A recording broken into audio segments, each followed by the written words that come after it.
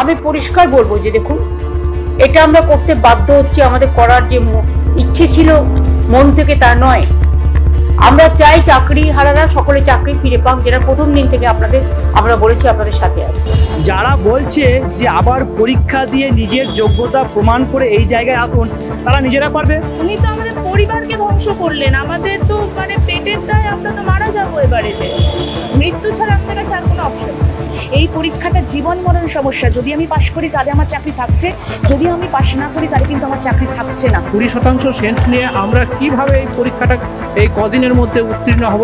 2016 ইতিহাস, এটা 2025-এর পরীক্ষা হবে এবং উনি যে ব্যবস্থা করে রাখছেন না, 5 বছর পরে আবার কেস হবে এবং আবার চাকরি যাবে।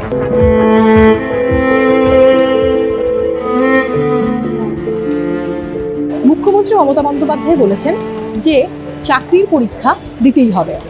এই চাকরির প্রস্তুতি কতটা কঠিন, কি বলছেন চাকরিহারা শিক্ষকেরা?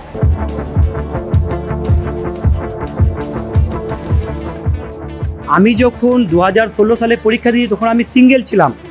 বাবার হাতে সংসারের দায়িত্ব ছিল, মায়ের হাতে সংসারের দায়িত্ব ছিল। তখন আমি সুন্দরভাবে পড়াশোনা করতে পেরেছি, তখন আমার মেন্টাল প্রেশার ছিল না।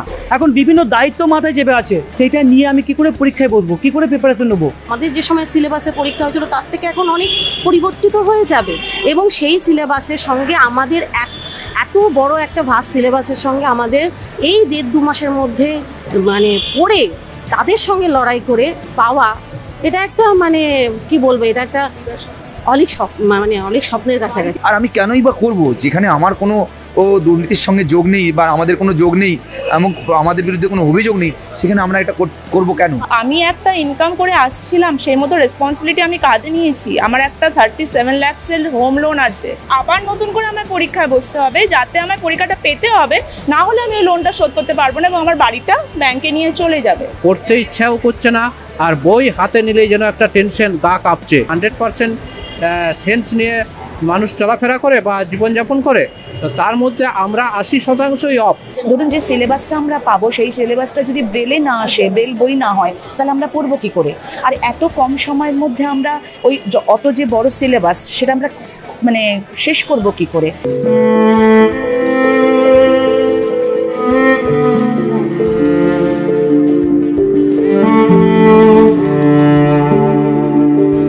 আমাদেরকে লড়াই করতে হবে। আমরা এখন 40-এর কাছাকাছি আমাদের বয়স, সেখানে আমাদের কাদের সাথে লড়াই করতে হবে? যারা এখন 20-25 বছর, 25 কি 27 এরকম হয়তো ম্যাক্সিমাম, তাদের সাথে আমাদের লড়াই করতে হবে।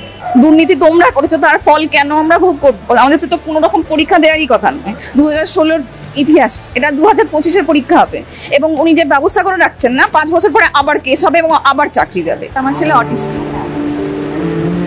তো ওর থেরাপি করতে হয়, প্রচুর ওষুধ খায় ও।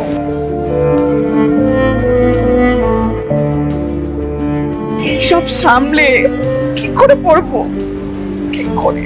আমি এই সময়ে ওকে সময় না দিয়ে, এখন ও ক্লাস 3-তে পড়ে, আমি আমারটা কি করে দেখবো, ওরটা কি করে?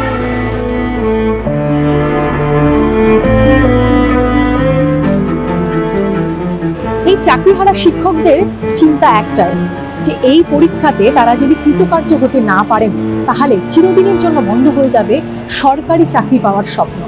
কি করবেন তারা?